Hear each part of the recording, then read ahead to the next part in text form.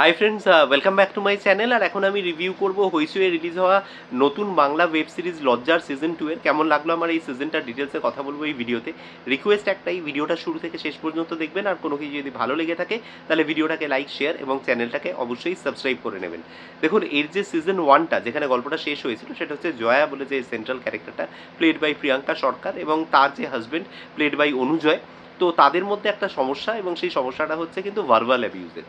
প্রিয়াঙ্কা সরকারকে দিনরাত আর কি উঠতে বসতে তার হাজব্যান্ড গালাগালি দেয়, বিভিন্ন সময়ে দেয়, ফ্রেন্ডসদের সার্কেলের মধ্যে দেয়, অফিসে দেয়, সব জায়গায় আর কি, বাড়িতে, সমস্ত জায়গায়। এবং তার এগেনস্টে প্রিয়াঙ্কা সরকারের একটা বলা যেতে পারে যে প্রতিবাদ, এবং সেই প্রতিবাদের ফল হচ্ছে এটাই যে কোর্টে একটা কেস ওঠে এবং সেখানে মূলত সে ডাইভোর্সের জন্য অ্যাপ্লাই করে যে একসাথে তারা থাকবে না, এবং তার পরিণতি কি ঘটছে সেটা নিয়েই মূলত সিজন 2। এবার যদি আমি চলে আসি এই সিজনের নতুন ইনক্লুশন, সেটা হচ্ছে দীপঙ্কর দে, অনিন্দিতা, এরা এই সমস্ত ক্যারেক্টার্সগুলো এখানে নতুন ইনক্লুড করা হয়েছে। এবং টু বি ভেরি অনেস্ট, এখানে দীপঙ্করদের যে ইনক্লুশনটা সেটা আমার কিন্তু যথেষ্ট ভালো লেগেছে। এই সিরিজের যদি বলা যেতে পারে হাইলাইট, সেটা কিন্তু দীপঙ্করদের ইনক্লুশন। তো এটা একটা পজিটিভ পার্ট হিসেবে আমার মনে হয়েছে এই যে কাস্টিংটা করা হয়েছে, এবং তার যে পারফরমেন্স, সে একজন লয়ার হিসেবে, খুব বরিষ্ঠ একজন লয়ার হিসেবে সে দুর্ধর্ষ কাজ করেছে। তার ডায়লগ ডেলিভারি, কোর্ট সিনগুলো সে যেভাবে ম্যানেজ করছে, এবং মানে একটা সন্তান সম ট্রিটমেন্ট দিয়ে যেভাবে সে তার ক্লায়েন্ট হ্যান্ডেল করছে, সত্যি দেখার মতো, যথেষ্ট ভালো লাগছিল ওনাকে এই ক্যারেক্টারটা প্লে করতে দেখে। এবার যদি কথা বলি হচ্ছে এই সিরিজের অন্যান্য বিষয়গুলি নিয়ে, আরেকটা জিনিস যেটা আমার মনে হয় ভালো লেগেছে সেটা হচ্ছে এই সিরিজগুলো যে পয়েন্টগুলো নিয়ে কথা বলে, এই যে ভার্বাল অ্যাবিউজ বা অন্যান্য যে জিনিসগুলো, রেসপেক্ট টু দি উমেন্স, এই জিনিসগুলো কিন্তু খুব ভ্যালিড। এই পয়েন্টগুলো যথেষ্ট ইম্পর্টেন্ট পয়েন্ট, এবং সেগুলো যেভাবে রাখা হয়েছে একটা কোর্ট কেসের মাধ্যমে, সেখানে গিয়ে একদম লাস্ট সিনে যেভাবে জিনিসগুলোকে রাখা হয়েছে, সেই জিনিসগুলো কিন্তু যথেষ্ট ভালো। এবং এই পার্টিকুলার লাস্ট সিনটার কথা বারবার বলছি এই কারণে যে এই সিনে কিন্তু প্রিয়াঙ্কা সরকারের পারফরমেন্স সেটাও কিন্তু যথেষ্ট ভালো, দারুণ পারফর্ম করেছে প্রিয়াঙ্কা। ওভারঅল সিরিজে থ্রু আউট আমার পুরোটা ভালো না লাগলেও আমার প্রিয়াঙ্কার পারফরমেন্স এই লাস্ট সিনটাতে যথেষ্ট ভালো লেগেছে। ওভারঅল পুরোটাতে দেখানো হচ্ছে যে সে খুব মানে ধীরে ধীরে কথা বলে, কোনো কিছুর অপোজ করে না, কোনো কিছু নিয়ে প্রতিবাদ করে না, তার চাওয়া পাওয়া ভালোবাসা কোনো জিনিস নিয়ে কার কোনো কমপ্লেন নেই। ইভেন তার মেয়ের যে কাস্টাডি, সেই কাস্টাডিটাও সে কিন্তু খুব জোর করে চাইতে পারে না। ইনফ্যাক্ট একটা সিন আছে এখানে সে তার মেয়ে এসে বলে, তুমি কি আমাকে রাখতে চাও না? তখন ও বলে যে হ্যাঁ মা, আমি তোমাকে রাখতে চাই। তো এরকম একটা ক্যারেক্টার, সেই ক্যারেক্টারটা একদম লাস্টে গিয়ে আউটবার্স করছে, এবং সে গিয়ে কোর্টে দাঁড়িয়ে কিছু কথা বলছে, কিছু ডায়লগস বলছে, যেগুলো কিন্তু খুব সুন্দরভাবে এক্সিকিউট করা হয়েছে। প্রিয়াঙ্কাকে যথেষ্ট ভালো লেগেছে অভিনয়ের দিক থেকে। এবার যদি চলে আসি এই সিরিজের নেগেটিভ সাইড কী কী আছে, প্রথমত আমার যেটা মনে হয় যে এই সিরিজের যে গল্পটা না, এই গল্পটা সেকেন্ড সিজনটা ডিমান্ডই করে না।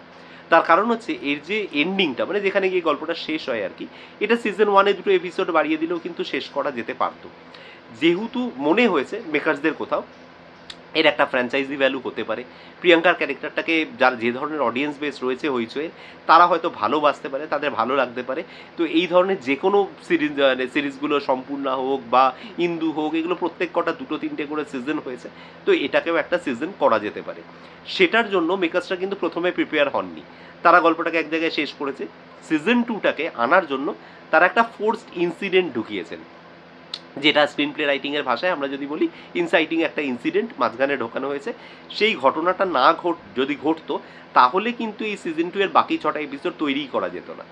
তাই এই ঘটনাটাকে ঘটানো হলো, এবং এই ঘটনাটা যে এখানে ঘটবে তার কিন্তু কোনো সিমটম আগের সিজনের 6টা এপিসোডে কিন্তু কোথাও কোনোভাবে মেনশন করা হয়নি। তো এই কারণে এই ইনসিডেন্টটা কিন্তু অনেক ফোর্স বলে মনে হচ্ছে। এইটাকে যদি সরিয়ে দিই তাহলে এই সিজনটাই দাঁড়ায় না। তো এই ইনসিডেন্টটাকে ঢুকিয়ে এই সিজনটাকে রাদার স্ট্রেচ করা হয়েছে, 6টা এপিসোড দিয়ে গল্পটাকে এগিয়ে নিয়ে যাওয়া হয়েছে, নতুন ক্যারেক্টারগুলোর ইনক্লুশন হয়েছে, এবং একটা ফ্র্যাঞ্চাইজ ভ্যালু ক্রিয়েট করার চেষ্টা করা হয়েছে, যেটা আমার ওভারঅল ঠিক বলে মনে হয়নি। এই ইনসিডেন্টটা একেবারেই গল্পের সাথে, এমন বলবো না গল্পের সাথে যায় না, নিশ্চয়ই যায়, কিন্তু আমি যখন সিজন 2 বানাবো, এইটা নিয়ে বানাবো, এই ইনসিডেন্টটাকে ঢোকাবো, তাহলে তার একটা সিমটম বা তার একটা কিছু কিন্তু আমাকে আগে রাখতে হতো।